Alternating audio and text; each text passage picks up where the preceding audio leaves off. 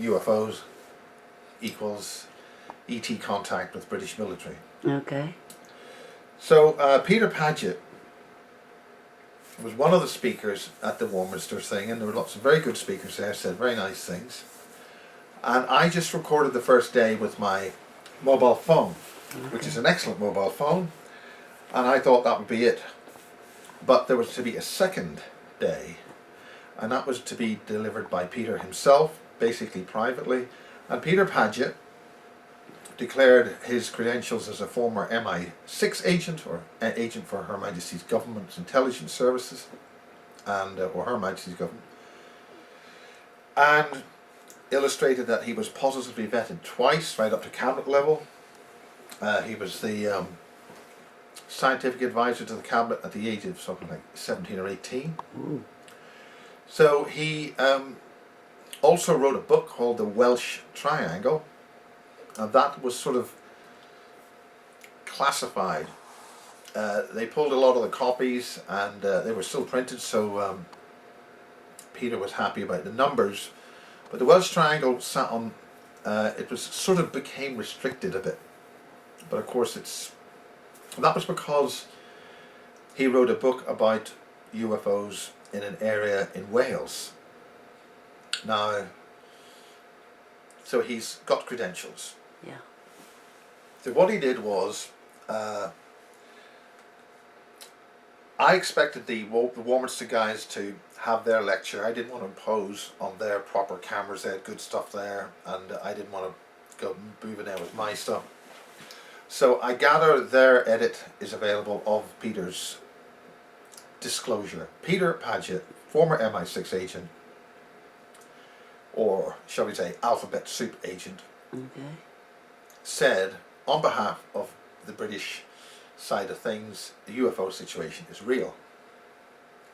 In a very simple, very quietly spoken, English gentlemanly way. Yeah.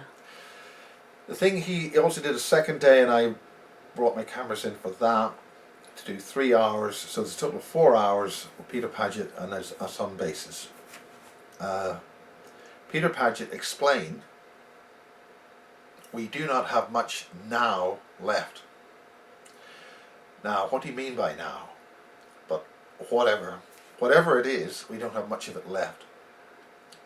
And the information on that is beginning to bubble from other sources as well. Right. Basically, he basically said the UFO situation is real. Roswell was a donation of technology, and the technology which we were given at the Roswell crash skewed our development of computer technology in the wrong direction. It arrived at exactly the right time, so that what we were given we would understand. In other words, it wasn't too far ahead and it wasn't too far back. So at that time, computers were sort of 1947, they were valve things, we were getting on with things. And that essentially got us to develop solid state computer technology. Now the problem, there's been one or two commentators and individuals and observers who from a completely different viewpoint have noticed that there's a problem with digital bipolar technology. That's to say, square signals, an on state and an off state, and that's basically how computers work. You have two states, a 1 and a 0. Yeah. That isn't necessarily the actual problem. The problem is that we're using a square wave to do that. Now the thing about a square wave is it's got lots of harmonics. But the other problem about a square wave is it overshoot on the edge of the square. Okay. There's also a problem where there's a transition between one and another. Now electrically it's just a square, but you're dealing with information. And the problem is the information. See, the mechanics of this is that you have transistors, you have FETs, AND gates, NAND gates, then going into microcircuits and nanotechnology and all that sort of stuff. That's not actually the problem, although there is inherently an issue with it. we're carrying information. The information is in that digital signal. We're actually transcoding our words, our acoustic waves, our light images and stuff like that, and all the data in terms of text, that has meaning. It's got information there, it's got context, there's an information dimension. The problem about the square wave is, and as I say, a number of other people have seen, a guy called Thomas Sheridan has noticed there's a problem here. He's from Ireland. From his engineering perspective, he can see there's a problem there. Harold Kautz-Vela also made the German also has noticed that there's a problem with the information domain. So this basic problem is that it leaks into another dimension. That other dimension is essentially accessible by a third party, which is not human, whoever donated this thing. So everything we're putting onto computer technology is essentially sending it straight to another dimensional intelligence. So what we're actually doing is, in today's world, we are handing over complete control of every single facet of human society on every single level to this third party by using this technology. Okay. Now, one of the ways this is testable is when people play video games, your consciousness starts getting accessed by the game. And I noticed playing very, very simple video games with a 386 computer that the behavior of the game would change depending on your thoughts. Okay. And some of these video games only had like 250 kilobytes or something. They had very little. You're talking stuff on an old floppy disk. Mm. Yet the computer's behavior would start to alter based on your concepts and thoughts. It would start having an interaction. Mm. And this is where our information, our concepts, our consciousness is somehow being accessed in some domain or whatever by the computer technology. So the mechanics of the computer, which is NAND gates and all that sort of stuff, and microchips, there is something alive in the computer. There's a consciousness coupling device. Now this has been further reinforced by some individuals I know very well who've been headhunted to go into certain very advanced computer companies, which I'll not mention.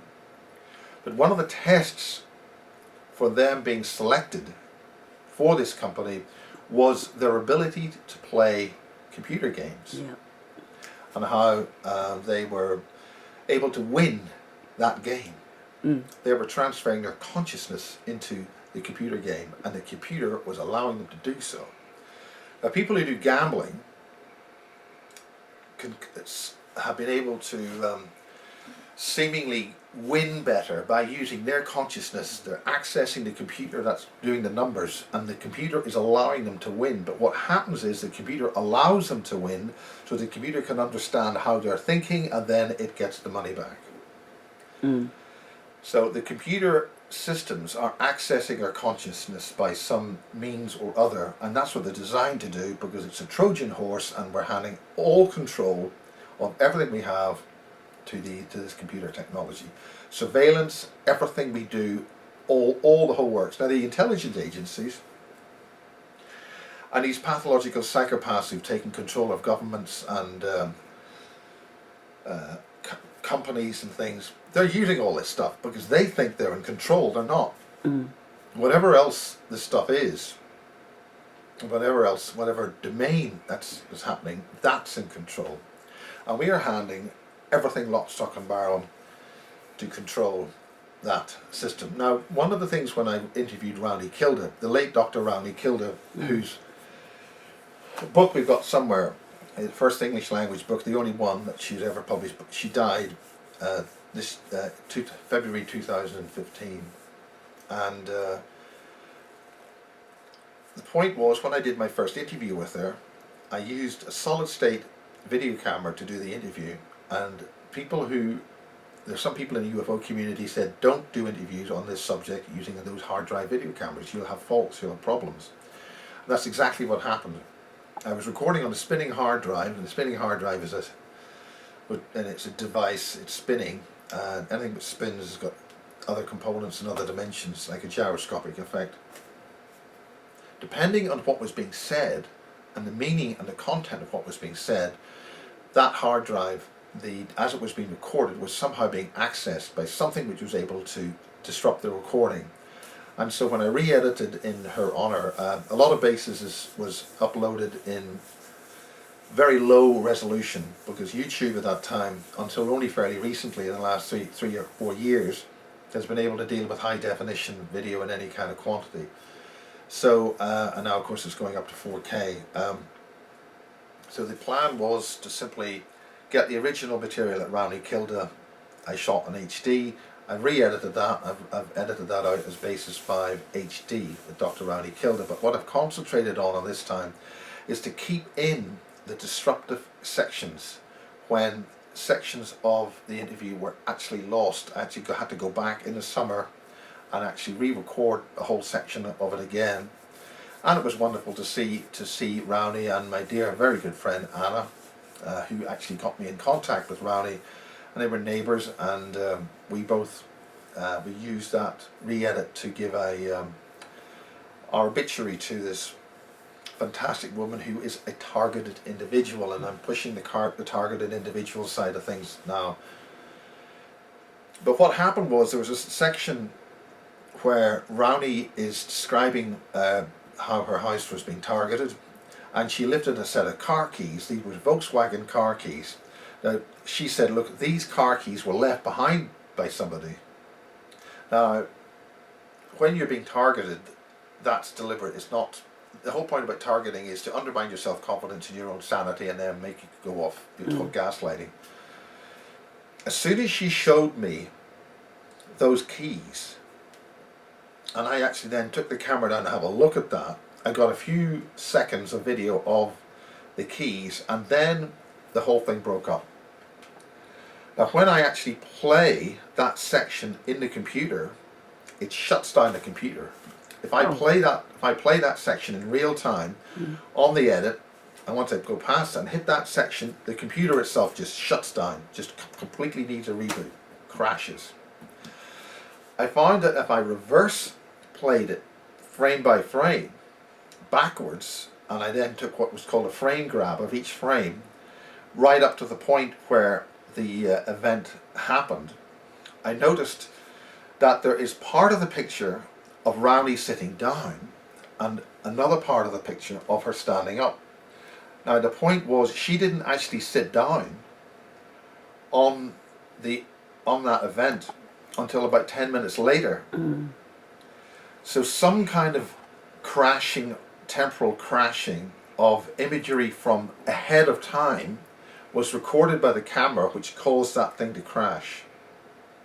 Now the other thing was that the camera started to defocus very rapidly to something in the distance further back in the kitchen. And even though Rowney is in shot in the middle of frame and walking out of frame, she's defocusing. So you have a situation where you can see where she's defocusing, but also at this time the picture's now really breaking up. Everything in the background is completely disrupted, but Rowney's actual image is still there, even though it's pixels. It's heavily pixelated. But her image, her face is still in the picture, and you can see it's actually out of focus, which means the camera is focusing on something in behind us in her kitchen, and that section which the camera is actually in focus to is completely lost. The digits just turned to green. It's a green fault condition in digits when the data isn't right. It defaults to the color green. So we have a situation where something has entered the room at the point, or something seems to be in the room. The camera's picking it up, but it's completely being it's disrupting the camera's electronics, so that part of the charge coupled device array won't perceive it. But we're also dealing with a situation where an event about 10 minutes ahead is at the same time crashing in. There's some kind of temporal loop of events crashing in at that point. So when the media is played in real time on the computer is totally disrupted. Now the similar situation happened when I was doing the edit for the Otakatcha Circle Maker, where video shot by a guy called Andy Buckley of an Apache helicopter hovering over the man-made formation, which was a man-made formation, the 777, wonderful shaped crop circle, which is 1,000 feet long and 500 feet wide. That event also had a temporal issue. Right. What happened was that the crop circle was being made by Matthew Williams and a team of people. Some people of whom I've met, they're very nice people, and they were making that crop circle.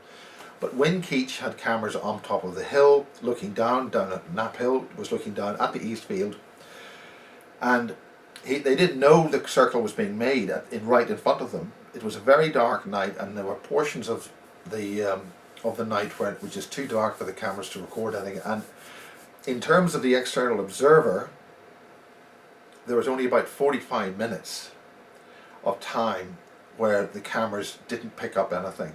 Now further analysis did show that there was a formation being made around about 2:30 in the morning, and that was picked up by the cameras. But the size of this formation could not have been made within the window of time as observed by the external observer. Now at about 3:10 in the morning, there was some kind of energy discharge, and all of Win's cameras all shut down, and he had to switch them back on. It took him a few minutes to get them back on, and then by the time he got them back on, the sun was just coming up, and you could see the damn crop circle. It was there. Wow. Now the observers then ran down, and one of the observers was basically bussed in to disinform in that event. I won't say who that person's name was, but it's a clear basis of subsequent events that individual was there to disrupt and disinform, even to the point of giving Win Keach the wrong day for the subsequent press conference. But when they went down into the field was ice cold. It was really, really cold, and the crop which had been laid down was, you could actually walk on it, and it was like as if there was frost. Yeah. This is July the 7th now, and the morning of July the 8th. Now what subsequently we found out was that the Apache helicopter, which was flying really low over that formation in broad daylight, Andy Buckley videoed it, and he also got a very high radiation reading on his Geiger counter. In fact, the Geiger counter went into alarm mode. So as far as the Geiger counter was concerned, there was a very high level of some kind of radiation. That doesn't necessarily mean it was harmful radiation, but it was something which made the meter go off scale. It wasn't until the James Casbolt bases at the barge event that an individual managed to discuss and tell me what was going on at that formation, and it was a thing called atherton particles. Now, I don't know much about atherton particles, but from what I understand, and I stand to be corrected on this, there's some kind of particle involving particles of time. God. Right, so in other words, there's some kind of ingredient or some kind of particle which is related to some kind of temporal issue.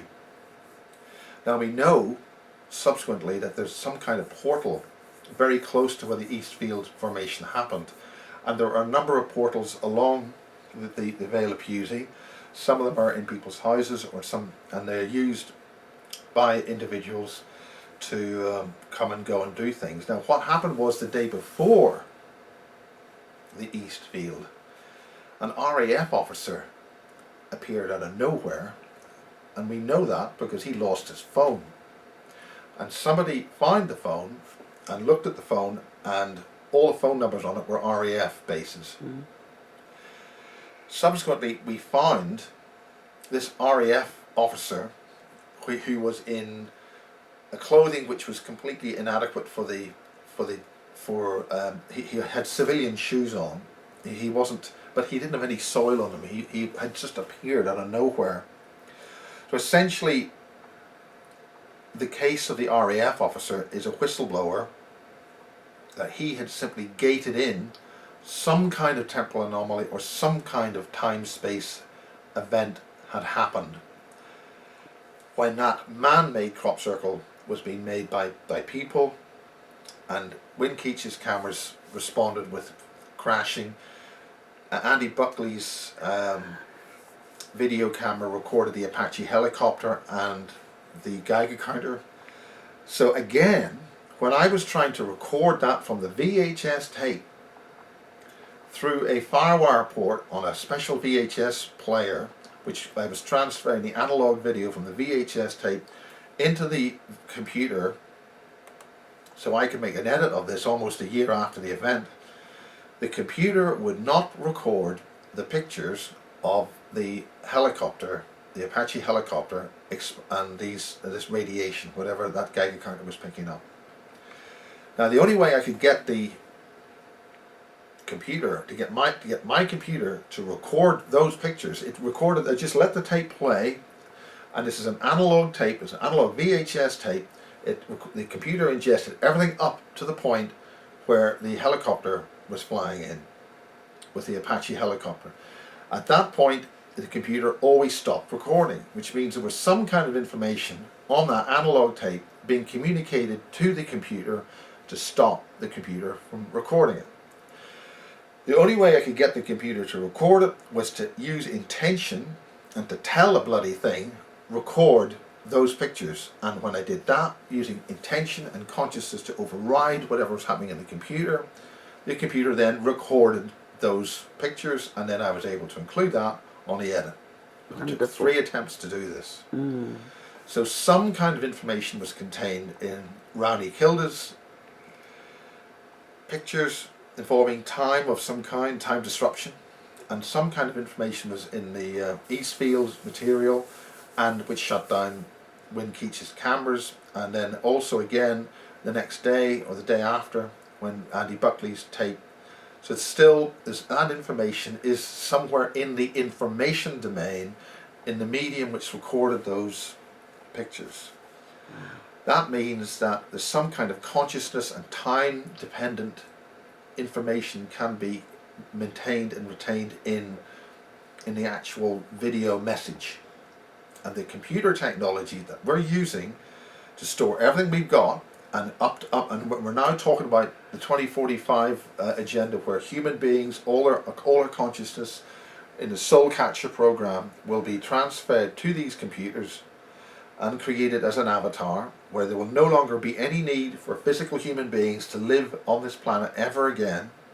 We will be existing in a virtual reality in a computer program, and some people are saying this is already happening, that we are staring our extinction right in our face, which is when Peter Paget starts talking about we do not have much now left. The alarm bells, folks, this is only going to affect a tiny number of people, but the alarm bells are that we are staring extinction right, and we're never going to live in a corporeal flesh world again. And this appears to have been the case with our ancestors. And it's our ancestors who encoded a lot of this information in these tablets, these data banks, which John Irwin has published on his new book, One Step Beyond the 16.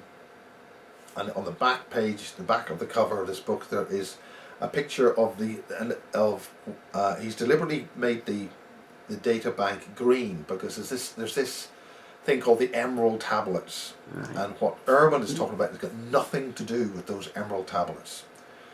But these data banks giving people in today's world the ability to actually slowly decode that information, read that information, and start getting the information which our ancestors were exposed to or built up 10 or 20,000 years ago. Now the thing is that right now circumstances are converging, and this is the thing that Peter Paget mentioned, that we may be on different parts of the planet, but we're all going to the same destination. So depending on which timeline you're on, or which reality or dimension you're on, we're all seem to be going to the same Piccadilly Circus, so to speak. So it doesn't matter where you are in reality, things seem to be converging to an event which is effectively going to affect everything that exists but something which we can use our intent to overcome. Well, this is the thing about Valery Uvarov. And Valery Uvarov is a very high-level UFO researcher, Egyptian researcher. His pet subject has been the wands of Horus, which are these crystal programmed metallic columns or tubes with crystals in it, which you hold in your hands, and energetically these can give you healing practices. And they're in the statues. You've got the statues of the gods or whatever standing out, and they have in their hands these called the wands of Horus. And he did a lot of research on that. He's published some books on that. But I was able to interview Valery Uvarov on Skype, thanks to the very wonderful targeted individual called Sandra Daroy, who was here. And he explained that by us coming together with our heart and our intention, we could actually potentially save this situation.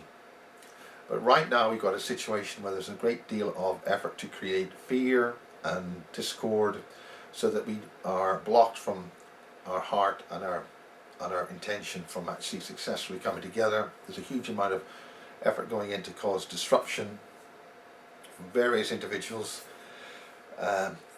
Certain commentators have suggested it's the Nephilim, who are a form of creature from a location known as it's Jew Eridin, or it's a location, it's some kind of dimensional domain or planetary system, and that is where the shortened version of the term Jew comes from, because the basic J-E-W is Jew Eridin.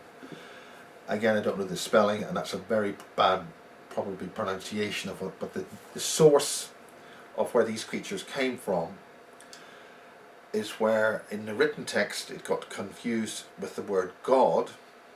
It's as Gog, not God, in the name of Gog, and we've mistranslated it as God. So our whole infrastructure in terms of belief systems are actually crying out for a ET race, which is a parasitic race, which is now finally, after many thousands of years, that initially they were only able to exist. They're the original blue bloods, and their biophysical bodies were unsuitable for living in this world. The gravity's too high and the air's wrong. So they were able to mate with Indians, that's to say Asian Indians from the Asian subcontinent. Their biology was compatible enough with theirs for them to actually create a version of humanity which allowed them to function within the Jew Eridin. That's where the source of the Jews come from, because all of us are ETs here, right? Every single human being, right back to the Sasquatch, are ET, right? We are not from this world. We're from other worlds. And this is another source of information, has indicated that right now the secret space program is shooting down elements of the people who brought us here in the secret space program. They're being shot down. There's the guys who brought us here, the so-called good guys, insofar there are good guys and bad guys in this, and it's not a good thing to actually label people good guys or bad guys. That's just happening. The problem with the Jew situation is that the human beings which we would otherwise know as Jews, most of them are fully expendable. That's why they're being all sent to Israel, so they can be bumped off and wiped out as expendable pawns in a very complicated game involving some very nasty individuals who are taking us all to hell in a handbasket. And so our various elements of humanity really have to decide to either work together or fail to exist anymore. And that's basically the bottom line. And right now there's enough of these idiots who feel they are in power and have a feeling that they have got some kind of overriding privilege over everybody else. They're being fully exploited, and they'll be the first to go. The rest of us will just evaporate into whatever. So that's the way the cookie's crumbling on that, in a very, very crude, simplistic way of describing it. Now, The point about this is that some elements have determined that within about 5 years, and so that's 4 years from now, you're looking at about a 95% destruction of the United States, physical wipeout, right? Mm. This could be what Peter Paget is referring to. There is not much now left, and literally in the last week we've had massive emissions of carbon monoxide over California, but we're told that it's just a glitch. But at the same time, around about the same time, we're having very serious magma movements being detected in Yellowstone, and further information from other sources are indicating that the United States is going to get hit with 12 75-meter high tsunamis on the east coast, and the Madrid fault's going to go, and the San Andreas fault's going to go, and that's possibly some of that's going to be actively assisted by man-made earthquake weapons. The same thing's going to go on with the ones around Turkey. So the long and short of it is that World War III is going to be using dimensional weapons technology, which is basically going to assist in wiping out rather a lot of people. And the basic message in the bottle is have a full tank of gas and a supply of food. I don't know if that's going to make much difference, because if you're going to have 75-meter waves hitting the east coast of the United States, the blowback here in Europe, and particularly in the Channel, will mean any kind of ripples which reach the European side will come up the Channel and rise up to something like 300 feet, possibly, plus. And that's going to take a lot of Holland and all the rest of it out, low countries. And but we're told, because the oligarchy has got all their investment, a lot of their investment in London, London will remain safe. We don't want to affect the price of property in London, but we'll see. So the thing about Peter Paget's disclosure statement is, A, it's been practically totally ignored by the British UFO community, who are still living in La La Land in terms of, we've got our Rendlesham Forest here, and in America they've got their goddamn Roswell. In fact, people are calling just about any UFO event the British Roswell, or Cambridge's Roswell, or Midlands' Roswell. Something is always going to be bloody Roswell. Roswell was a donation, a Trojan horse donation to human beings with technology which is essentially being used to wipe us out, and that's computer-based technology. We need to evolve the technology which we very successfully built. We need to evolve it into a tri-state triangular wave, and if you look at a tri-state condition triangular wave, you really are recreating a sine wave, which is what nature uses in the first place. Wow. And that's called analog electronics. But if we simply used our analog technology in a different way, so that it was lossless and we're able to record things. The main thing about analog is it's noisy, and there's lots of other factors in there, which is why digital technology has been so attractive. But the more we look at digital technology, the more problems there are in simply storing the media. And this is affecting the television industry, films, anything you want to store on digital technology, you have to continually keep rewriting it. And that means just about everything stored in digital technology is got a very short lifetime in terms of before that technology fails, and the equipment that you're dealing with won't work anymore. And so in terms of a long-term digital storage, the digital technology is just useless, really. But anyway, in other words, I can go and play my VHS tape from 1980, and it'll play. If you have a machine which still works, that'll work. You can't say the same thing about media you've got in an SD card or a hard drive or anything else. Your hard drives will fail, because if you don't keep them spinning, they'll fail. And then what are you going to do? Keep them spinning all the time? It's going to cost money. You've got to have a system connected to power. And it's anyway. So anyway, that's basically the disclosure side of things, and that's Peter Paget, and he's releasing more and more of this stuff every couple of weeks or so, and I just produce little updates about that. A lot of it is very big doom and gloom stuff, but as with Valery Uvarov, if we bring our consciousness together with our heart and get together, we can do something about this. Now the other thing is the targeted individuals.